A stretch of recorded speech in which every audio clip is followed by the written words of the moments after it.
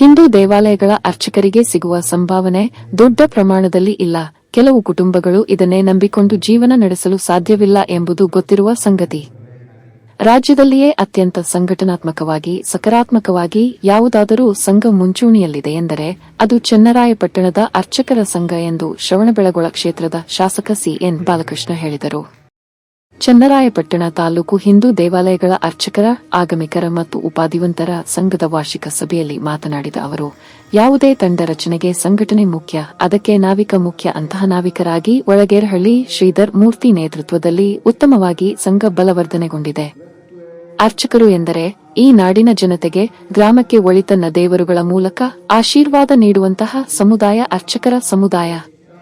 ಕಷ್ಟದ ದಿನಗಳು ಬಂದಾಗ ಜನರನ್ನು ಧಾರ್ಮಿಕತೆ ಮೂಲಕ ಉತ್ತಮ ದಾರಿಗೆ ಪ್ರೇರೇಪಣೆ ಮಾಡುವಂತಹ ಸಮುದಾಯ ಅದು ಅರ್ಚಕ ಸಮುದಾಯ. ಭಗವಂತಹ ಶಕ್ತಿಯಿಲ್ಲದೆ ಜೀವನದಲ್ಲಿ ಏನು ನಡೆಯುವುದಿಲ್ಲ ಎಂದರು.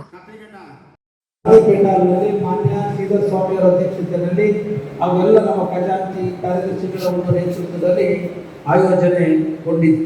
ಏಕೆಂದರೆ ಇವತ್ತು ನನಗೆ ತಿಳಿದಿರುವ ಮಟ್ಟಿಗೆ ಈ ರಾಜ್ಯದಲ್ಲಿ ಒಂದು ತಾಲೂಕು ಸಂಘಟನೆ ಒಂದು ಸಕಾರಾತ್ಮಕವಾಗಿದೆ ಅಂದರೆ ಅದು ನಮ್ಮ ಚನ್ನರಾಯಪಟ್ಟಣ ತಾಲೂಕಿನ ಅರ್ಚಕರ. ಅದಕ್ಕೆ ಒಂದು ದೊಡ್ಡ ಶಕ್ತಿ ನಮ್ಮ ಪೂಜ್ಯ ಶ್ರೀಧರ್ ಸ್ವಾಮಿ ಎಲ್ಲರೂ ಕೂಡ ಒಟ್ಟುಗೂಡಿಸಿಕೊಂಡು ಇವರೆಲ್ಲ ತೀರಿದೆ ಇವರೆಲ್ಲ ಈಗ ಒಟ್ಟು. ಏಕೆಂದರೆ ನಾವಿಕ ಅನ್ನೋದು ಮುಖ್ಯ. ನಾವಿಕ ಇದ್ರೆ ಎಲ್ಲರೂ ಕೂಡ ಒಂದು ಒಗ್ಗಟ್ಟ ಹೋಗ್ಲಿಕ್ಕೆ ಸಾಧ್ಯ ಆಗ್ತದೆ.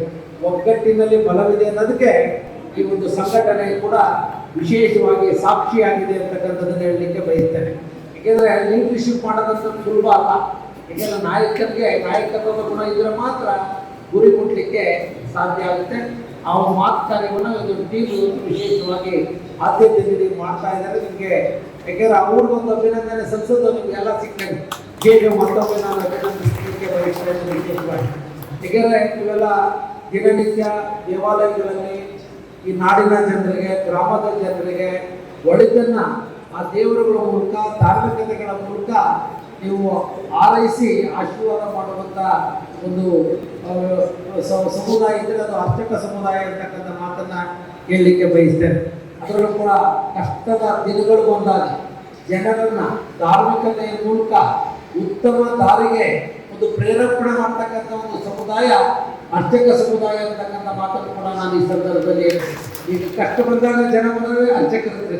ಸ್ವಾಮಿ ವ್ಯತ್ಯಾಸ ಆಗಿದೆ, ಏನಾದರೂ ಮಾಡಿ ಅಂದಾಗ ಇಂಥ ಪೂಜಾ ಕೈಂಕರ್ಯಗಳನ್ನು ಮಾಡಿ ನಿಮ್ಗೆ ಒಳ್ಳೇದಾಗುತ್ತೆ, ನಿಮ್ಮ ಗ್ರಾಹಕಗಳು ಚೆನ್ನಾಗಿಲ್ಲ, ನಿಮ್ಗೆ ಒಳ್ಳೇದಾಗುತ್ತೆ ಅಂತ ಒಂದು ಮಾನಸಿಕವಾಗಿ ಸ್ಫೂರ್ತಿ ಕೊಡ್ತಕ್ಕಂಥ ಒಂದು ಜನಾಂಗ ಅರ್ಚಕ ಸಮಾಜ ವಿಶೇಷವಾಗಿ.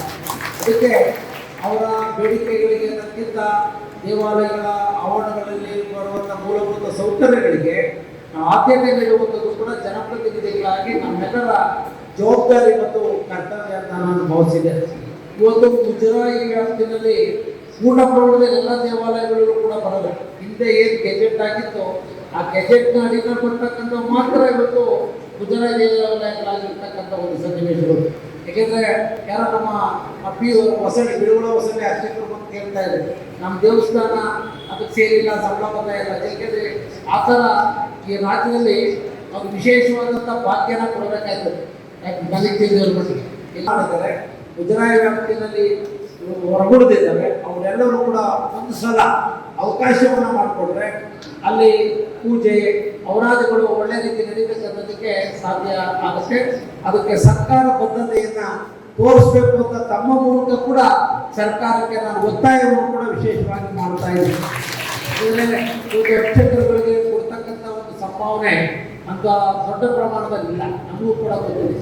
ಕೆಲವು ಕಡೆ ಗ್ರಾಮಗಳಲ್ಲಿ ಸಮುದಾಯಗಳ ಸಹಕಾರವನ್ನು ಮಾಡ್ತಾರೆ, ಕೆಲವು ಗ್ರಾಮಗಳಲ್ಲಿ ಸಮುದಾಯ ಸಹಕಾರ ಮಾಡಲ್ಲ.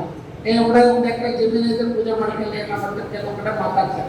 ಈಗ ಹಗುರವಾಗಿ ನಮ್ಮ ಪೂಜೆ ಅರ್ಚಕರನ್ನ ಯಾವತ್ತೂ ಕೂಡ ಸಮಾಜದಲ್ಲಿ ಕಾಣಬಾರ್ದು. ಪ್ರೀತಿಪೂರ್ವಕವಾಗಿ ಅವ್ರಿಗೆಲ್ಲ ರೀತಿಯ ಪ್ರೋತ್ಸಾಹವನ್ನ ಸರ್ಕಾರ ಒಂದು ಕಡೆ ಮಾಡಿದ್ರೆ ಸ್ಥಳೀಯ ಸಮುದಾಯವನ್ನು ಕೂಡ ಹೆಚ್ಚಿನ ರೀತಿ ಪ್ರೋತ್ಸಾಹಿಸಿದಾಗ ಅಲ್ಲಿ ಪೂಜಾ ಕೈಂಕರ್ಯಗಳು ಭಕ್ತಿಪೂರ್ವಕವಾಗಿ ಇನ್ನೂ ಕೂಡ ಯಶಸ್ವಿಯಾಗಿ ನಡೀತಕ್ಕಂಥದ್ದಕ್ಕೆ ಒಂದು ಸಾಧ್ಯಗಳಾಗ್ತದೆ. ಯಾಕೆಂದರೆ ಭಗವಂತನ ಶಕ್ತಿಯಿಂದವರು ಏನೇನು ನಡೀಲಿಕ್ಕೆ ಸಾಧ್ಯವಿಲ್ಲ.